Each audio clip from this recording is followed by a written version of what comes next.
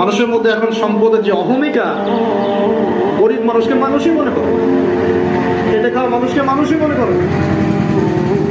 রিক্সাওয়ালা যারা নিম্ন মধ্যবিত্ত, চা বিক্রি করে, পানের দোকান করে, হালাল খায়, কৃষক, এই মানুষগুলোকে এখন বড় লোকের মানুষই মনে করে না। যাকাত তো দেয়ই না, যাকাত তো তার উপরে ছিল খরচ, ওই যাকাত তো দেয়ই না যে এই খাবার তার কাছে পৌঁছাবে। উল্টা কিভাবে তাদের সম্পদ লুটে পুটে খাওয়া দেয় সেই পথে।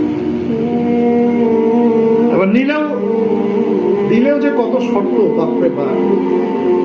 তো কিছুটা মনের কষ্ট থেকে বললাম কথাগুলো আর কি, যে আসলে আপনি যখন কোরআন এবং সুন্নাহর জ্ঞানী হবেন না, তখন অন্যকে সম্মান দিতে পারবেন না। আমরা বড় বড় স্লোগান দিই যে অমুক অমুকের সেবক, অমুক অমুকের সেবক। আসলে সেবা সত্যিকার অর্থে করছি? আল্লাহ পাক তার রাসূলের মাধ্যমে জানিয়েছেন, এই হাদিসটা একটু শোনেন তারপর সামনে যাই। আল্লাহ পাক তার রাসূলের মাধ্যমে আমাদেরকে জানিয়েছেন, শোনো, আলা কুল্লুকুম রাইন, তোমাদের প্রত্যেকে হচ্ছে দায়িত্বশীল। তোমাদের প্রত্যেকেই দায়িত্বশীল। কেউ পরিবারের দায়িত্বশীল, কেউ ব্যবসা প্রতিষ্ঠানের দায়িত্বশীল, কেউ তোমার চাকরির প্রতিষ্ঠানের দায়িত্বশীল, কেউ সামাজিক দায়িত্বে আছো, কেউ প্রশাসনে, কেউ পররাষ্ট্র ইত্যাদি। তোমাদের প্রত্যেকেই দায়িত্বশীল।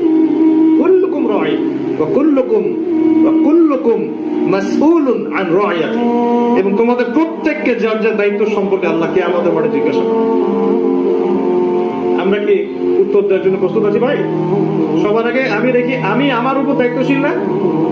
মনে করেন আমি বা আমাদের মতো যারা আছেন, যারা দায়ী ইলাল্লাহ, আলেম ওলামা, যারা উম্মার জন্য ভালো চিন্তা করেন, জনগণকে পথ দেখানোর চেষ্টা করেন, তাদের উপর সবচেয়ে বড় আমানত হচ্ছে কোরআন এবং হাদিস। তাদের উপর সবচেয়ে বড় আমানতটা কি? কোরআন এবং সুন্নাহ।